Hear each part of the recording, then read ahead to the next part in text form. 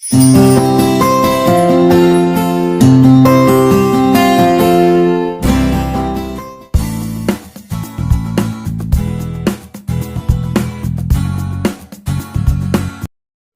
ಮುದ್ದು ಮಕ್ಕಳೇ, ಚೆನ್ನಾಗಿದ್ದೀರಲ್ವಾ?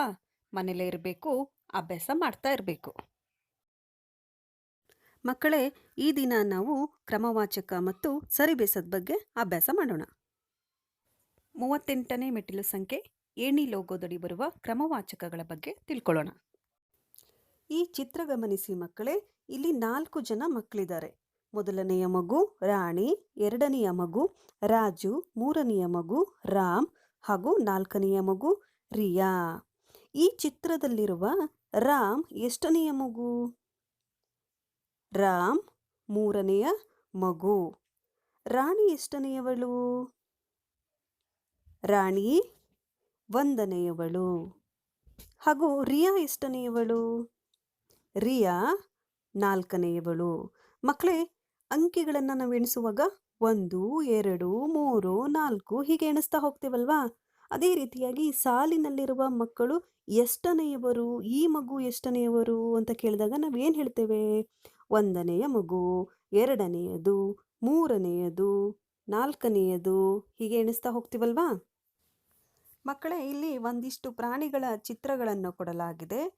ಈ ಪ್ರಾಣಿ ಎಷ್ಟನೆಯದು ಎಂಬುದಕ್ಕಾಗಿ ಕೆಳಭಾಗದಲ್ಲಿ ಅಂಕಿಗಳನ್ನು ಸಹ ನೀಡಲಾಗಿದೆ. ನೀವು ಏನು ಮಾಡಬೇಕು ಅಂತ ಹೇಳಿದ್ರೆ, ಈ ಅಂಕಿಗಳಿಗನುಗುಣವಾಗಿ ಪ್ರಾಣಿ ಯಾವುದು ಎಂಬುದನ್ನು ಗುರುತಿಸಬೇಕು. ಗುರುತಿಸ್ತಿರಲ್ವಾ?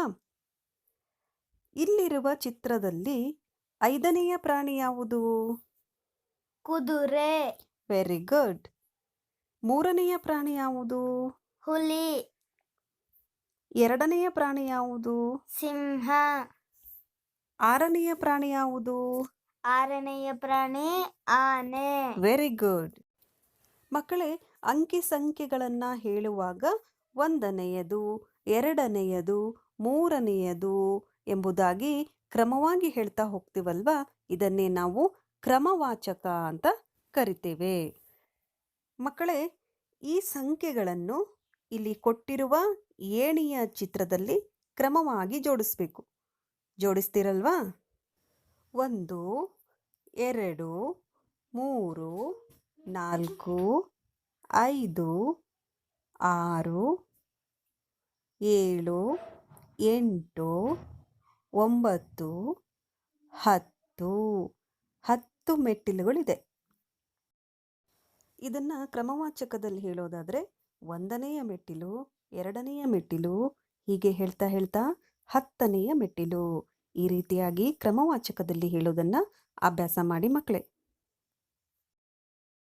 ನಿಮ್ಮ ಅಭ್ಯಾಸ ಪುಸ್ತಕದ ಮೆಟ್ಟಿಲು ಸಂಖ್ಯೆ 39 ನೋಡಿ ಮಕ್ಕಳೇ. ಅಲ್ಲಿ ಕೆಲವೊಂದು ಹಣ್ಣಿನ ಚಿತ್ರಗಳನ್ನು ನೀಡಲಾಗಿದೆ ಹಾಗೂ ಅಂಕಿಗಳನ್ನು ಸಹ ನೀಡಲಾಗಿದೆ.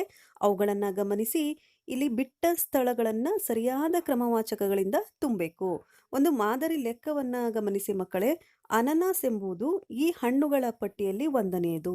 ಹಾಗಿದ್ರೆ ಉಳಿದ ಹಣ್ಣುಗಳು ಎಷ್ಟನೆಯದು ಎಂಬ ಸರಿಯಾದ ಕ್ರಮವಾಚಕವನ್ನು ತುಂಬಿರಿ ಮಕ್ಕಳೇ.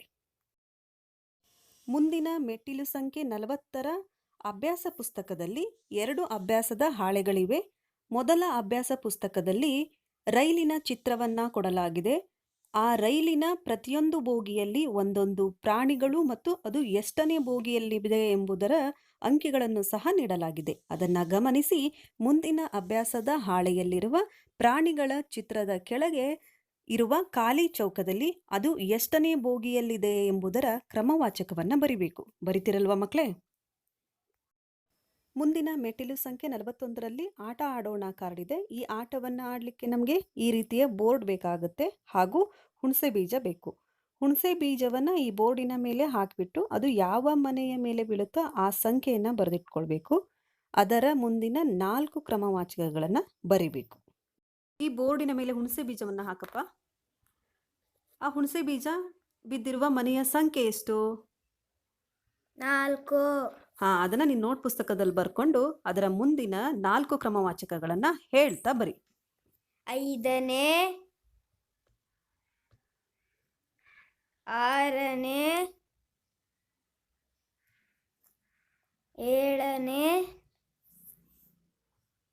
ಎಂಟನೇ ಸರಿಯಾಗಿದೆ. ಮತ್ತೊಮ್ಮೆ ಇದ್ರ ಮೇಲೆ ಹುಣಸೆ ಬೀಜವನ್ನು ಹಾಕು.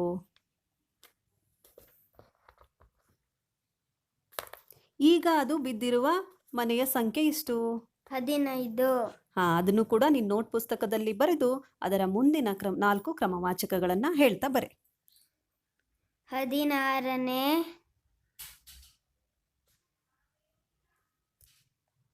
17ನೇ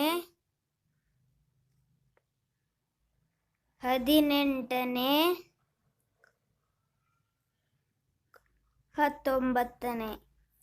ಸರಿಯಾಗಿ ಹೇಳ್ತಾ ಬರ್ದೆ ಅಲ್ವಾ? ರೀತಿಯಾಗಿ 10 ಬಾರಿ ಹುಣಸೆ ಬೀಜವನ್ನು ಈ ಬೋರ್ಡಿನ ಮೇಲೆ ಹಾಕಿಬಿಟ್ಟು 10 ಲೆಕ್ಕಗಳನ್ನು ಮಾಡಬೇಕು. ಮಕ್ಕಳೇ, ನಿಮಗೆ ಈ ಬೋರ್ಡ್ ಲಭ್ಯವಾಗದಿದ್ದಲ್ಲಿ 10 ಸಂಖ್ಯೆಗಳನ್ನು ನಿಮ್ಮ ನೋಟ್ ಪುಸ್ತಕದಲ್ಲಿ ಬರೆದಿಟ್ಕೊಂಡು ಅದರ ಮುಂದಿನ 4 ಕ್ರಮವಾಚಕಗಳನ್ನು ಬರೆಯೋದನ್ನು ಅಭ್ಯಾಸ ಮಾಡಿ. ಸರಿ ಮತ್ತು ಬೆಸ ಸಂಖ್ಯೆ ಬಗ್ಗೆ ತಿಳ್ಕೊಳ್ಳೋಣ ಮಕ್ಕಳೇ. ಇಲ್ಲಿ 14 ಗುಲಾಬಿ ಹೂಗಳ ಚಿತ್ರಗಳಿವೆ. ಈ ಹೂಗಳನ್ನು ಎರಡೆರಡರಂತೆ ಗುಂಪು ಮಾಡ್ತಾ ಹೋಗಬೇಕು. ಮೊದಲನೆಯ ಗುಂಪು, ಎರಡನೆಯ ಗುಂಪು, ಮೂರನೆಯ ಗುಂಪು, ನಾಲ್ಕನೆಯ ಗುಂಪು, ಐದನೆಯ ಗುಂಪು, ಆರನೆಯ ಗುಂಪು, ಕೊನೆಯದಾಗಿ ಏಳನೆಯ ಗುಂಪು. ಒಟ್ಟು 7 ಗುಂಪುಗಳಾದವು ಮಕ್ಕಳೇ. 7 ಗುಂಪುಗಳಾದ ಮೇಲೆ ಒಂದು ಗುಲಾಬಿ ಹೂ ಕೂಡ ಉಳಿಲಿಲ್ಲ. ಹೂಗಳಲ್ಲಿ ಎರಡರಂತೆ ಸಮಗುಂಪು ಮಾಡಿದಾಗ ಒಂದು ಹೂ ಕೂಡ ಉಳಿದಿಲ್ಲ ಅಂದರೆ ಅದು ಸರಿ ಸಂಖ್ಯೆ ಆಗಿರುತ್ತೆ. ಒಂದೊಮ್ಮೆ ಎರಡರಂತೆ ಗುಂಪು ಮಾಡಿ ಕೊನೆಯಲ್ಲಿ ಒಂದು ಹೂ ಉಳಿದ್ರೆ ಅದು ಬೆಸ ಸಂಖ್ಯೆ ಆಗಿರುತ್ತೆ. ನೆನಪಿರಲಿ ಮಕ್ಕಳೇ. 14 ಹೂಗಳನ್ನು ಎರಡರಂತೆ ಗುಂಪು ಮಾಡಿದಾಗ ಒಟ್ಟು 7 ಗುಂಪುಗಳಾದವು. ಹಾಗಾಗಿ ನಾವು 14ನ್ನು ಸರಿ ಸಂಖ್ಯೆ ಅಂತ ಹೇಳ್ತೀವಿ. ಇಲ್ಲಿರುವ 25 ಎಂಬ ಸಂಖ್ಯೆಯಲ್ಲಿ ಬಿಡಿ ಸ್ಥಾನದಲ್ಲಿರುವ ಅಂಕಿ ಯಾವುದು? 5 ಅಲ್ವಾ ಮಕ್ಕಳೇ? ಈ 5ನ್ನು ಎರಡರಂತೆ ಗುಂಪು ಮಾಡಲಿಕ್ಕೆ ಬರುತ್ತಾ ನೋಡಿ? ಬರೋಲ್ಲ ಅಲ್ವಾ? ಒಂದಂಕಿ ಉಳಿಯತ್ತೆ. ಹಾಗಾದರೆ ನಾವು 25ನ್ನು ಬೆಸ ಸಂಖ್ಯೆ ಅಂತ ಹೇಳ್ತೀವಿ. ಅನುಕ್ರಮವಾಗಿ ಸರಿ ಮತ್ತು ಬೆಸ ಸಂಖ್ಯೆಗಳನ್ನು ಹೇಳ್ತಾ ಹೋಗೋಣ. ಬಿಡಿ ಸ್ಥಾನದಲ್ಲಿ 0 ಇದ್ದರೆ ಅದು ಸರಿ ಸಂಖ್ಯೆ, 1 ಇದ್ದರೆ ಬೆಸ ಸಂಖ್ಯೆ, 2 ಇದ್ದರೆ ಸರಿ, 3 ಇದ್ದರೆ ಬೆಸ, 4 ಇದ್ದರೆ ಸರಿ, 5 ಇದ್ದರೆ ಬೆಸ, 6 ಇದ್ದರೆ ಸರಿ, 7 ಇದ್ದರೆ ಬೆಸ, 8 ಇದ್ದರೆ ಸರಿ, 9 ಇದ್ದರೆ ಬೆಸ. ಹೀಗೆ 1ರಿಂದ 50ರವರೆಗಿನ ಸಂಖ್ಯೆಗಳನ್ನು ಅನುಕ್ರಮವಾಗಿ ಸರಿ ಮತ್ತು ಬೆಸ ಸಂಖ್ಯೆಗಳಾಗಿ ಹೇಳ್ತಾ ಹೋಗಿ ಮಕ್ಕಳೇ. ನಿಮ್ಮ ಅಭ್ಯಾಸ ಪುಸ್ತಕದ ಮೆಟ್ಟಿಲು ಸಂಖ್ಯೆ 43ನ್ನು ಗಮನಿಸಿ ಮಕ್ಕಳೇ. ಅಲ್ಲಿ 2 ಅಭ್ಯಾಸದ ಹಾಳೆಗಳಿವೆ. ಮೊದಲನೆಯ ಅಭ್ಯಾಸದ ಹಾಳೆಯಲ್ಲಿ ಕೊಟ್ಟಿರುವ ಚಿತ್ರಗಳನ್ನು ಎರಡರಂತೆ ಗುಂಪು ಮಾಡಿ ವೃತ್ತವನ್ನು ಹಾಕಬೇಕು. ಹಾಕಿದ ನಂತರದಲ್ಲಿ ಒಂದೂ ಚಿತ್ರ ಉಳಿಕೆ ಆಗದಿದ್ದಲ್ಲಿ ಅದು ಸರಿ ಸಂಖ್ಯೆ ಅಂತ ನಾವು ಗುರುತಿಸ್ತೇವೆ. ಆ ಚಿತ್ರದ ಮುಂಭಾಗದಲ್ಲಿ ಸರಿ ಗುರುತನ್ನು ಹಾಕಬೇಕು. ಬಲಭಾಗದ ಚಿತ್ರದಲ್ಲಿ ಅಲ್ಲಿರುವಂತಹ ಚಿತ್ರಗಳನ್ನು ಎರಡರಂತೆ ಗುಂಪು ಮಾಡಿ ವೃತ್ತವನ್ನು ಹಾಕಬೇಕು. ವೃತ್ತವನ್ನು ಹಾಕಿದ ನಂತರದಲ್ಲಿ ಒಂದು ಚಿತ್ರ ಉಳಿಕೆ ಆದರೆ ಅದು ಬೆಸ ಸಂಖ್ಯೆ ಅಂತ ನಾವು ಹೇಳ್ತೇವೆ. ಉಳಿಕೆಯಾದ ಚಿತ್ರದ ಮುಂಭಾಗದಲ್ಲಿ ಸರಿ ಗುರುತನ್ನು ಹಾಕಬೇಕು. ಹಾಕ್ತಿರಲ್ವಾ ಮಕ್ಕಳೇ? ನಿಮ್ಮ ಅಭ್ಯಾಸ ಪುಸ್ತಕದ ಮುಂದಿನ ಮೆಟ್ಟಿಲು ಸಂಖ್ಯೆ 44ನ್ನು ನೋಡಿ. ಮೊದಲನೇ ಮಾದರಿಯನ್ನು ಗಮನಿಸಿ ಮಕ್ಕಳೇ. ಇಲ್ಲಿರುವ ಚಿತ್ರಗಳ ಮೇಲೆ 4 ಸಂಖ್ಯೆಗಳನ್ನು ಕೊಡಲಾಗಿದೆ. ಆ ಸಂಖ್ಯೆಗಳನ್ನು ಗಮನಿಸಿ ಬೆಸ ಸಂಖ್ಯೆ ಯಾವುದೆಂಬುದನ್ನು ಗುರುತಿಸಿ ಅದಕ್ಕೆ ವೃತ್ತವನ್ನು ಹಾಕಬೇಕು. ಜೊತೆಗೆ ಆ ಖಾಲಿ ಜಾಗದಲ್ಲಿ ಆ ಸಂಖ್ಯೆಯನ್ನು ಬರಿಬೇಕು. ಅದೇ ರೀತಿಯಾಗಿ ಎರಡನೇ ಮಾದರಿಯನ್ನು ಗಮನಿಸಿ ಮಕ್ಕಳೇ. ಚಿತ್ರದ ಮೇಲಿರುವ 4 ಸಂಖ್ಯೆಗಳಲ್ಲಿ ಸರಿ ಸಂಖ್ಯೆ ಯಾವುದು ಎಂಬುದನ್ನು ಗುರುತಿಸಿ ವೃತ್ತವನ್ನು ಹಾಕಬೇಕು. ಜೊತೆಗೆ ಖಾಲಿ ಜಾಗದಲ್ಲಿ ಆ ಸರಿ ಸಂಖ್ಯೆಯನ್ನು ಬರಿಬೇಕು. ನಿಮಗೊಂದು ಕಾರ್ಯಯೋಜನೆ ಇದೆ ಮಕ್ಕಳೇ. ನಿಮ್ಮ ಅಭ್ಯಾಸ ಪುಸ್ತಕದ ಮೆಟ್ಟಿಲು ಸಂಖ್ಯೆ 39, 40, 43 ಮತ್ತು 44ರ ಚಟುವಟಿಕೆಗಳನ್ನು ತಪ್ಪಿಲ್ಲದಂತೆ ಬರೆದು ನಿಮ್ಮ ಶಿಕ್ಷಕರಿಗೆ ತೋರಿಸಿ ಅವರ ಸಹಿ ಪಡೆಯಿರಿ. ಮುಂದಿನ ಮೆಟ್ಟಿಲು ಸಂಖ್ಯೆ 45ರಲ್ಲಿ ಆಟ ಆಡೋಣ ಕಾರ್ಡ್ ಇದೆ ಮಕ್ಕಳೇ. ಈ ಆಟವನ್ನು ಆಡಲಿಕ್ಕೆ ನಮಗೆ 1ರಿಂದ 50ರವರೆಗಿನ ಸಂಖ್ಯೆಗಳ ಮಿಂಚುಪಟ್ಟಿಗಳು ಬೇಕು. ಒಂದೊಂದೇ ಮಿಂಚುಪಟ್ಟಿಯನ್ನು ಆಯ್ಕೆ ಮಾಡಿಕೊಂಡು ಅದು ಸರಿ ಸಂಖ್ಯೆಯೋ ಬೆಸ ಸಂಖ್ಯೆಯೋ ಎಂಬುದನ್ನು ಗುರುತಿಸಿ ನಮ್ಮ ನೋಟ್ ಪುಸ್ತಕದಲ್ಲಿ ಬರಿತಾ ಹೋಗಬೇಕು. ಹೀಗೆ ಈ ಆಟವನ್ನು ಆಡ್ತಾ ಹೋಗಬೇಕು. 48ನೇ ಮೆಟ್ಟಿಲು ಸಂಖ್ಯೆಯಲ್ಲಿರುವ ಲೆಕ್ಕ ಬಿಡಿಸುವೆ ಕಾರ್ಡಿನಲ್ಲಿರುವ ಮೊದಲ ಲೆಕ್ಕವನ್ನು ಗಮನಿಸಿ ಮಕ್ಕಳೇ. ಈ ಸಾಲಿನಲ್ಲಿರುವಂತಹ ಹಣ್ಣುಗಳು ಎಷ್ಟನೆಯದು ಎಂಬ ಕ್ರಮವಾಚಕವನ್ನು ಬರಿಬೇಕು. ಎರಡನೆಯ ಲೆಕ್ಕದಲ್ಲಿ 15ರಿಂದ 35ರವರೆಗಿನ ಸರಿ ಸಂಖ್ಯೆಗಳನ್ನು ಖಾಲಿ ಬಾಕ್ಸ್ನಲ್ಲಿ ಬರಿಬೇಕು. ಹಾಗೆ 3ನೆಯ ಲೆಕ್ಕದಲ್ಲಿ 20ರಿಂದ 40ರವರೆಗಿನ ಬರುವಂಥ ಎಲ್ಲ ಬೆಸ ಸಂಖ್ಯೆಗಳನ್ನು ಬರಿಬೇಕು.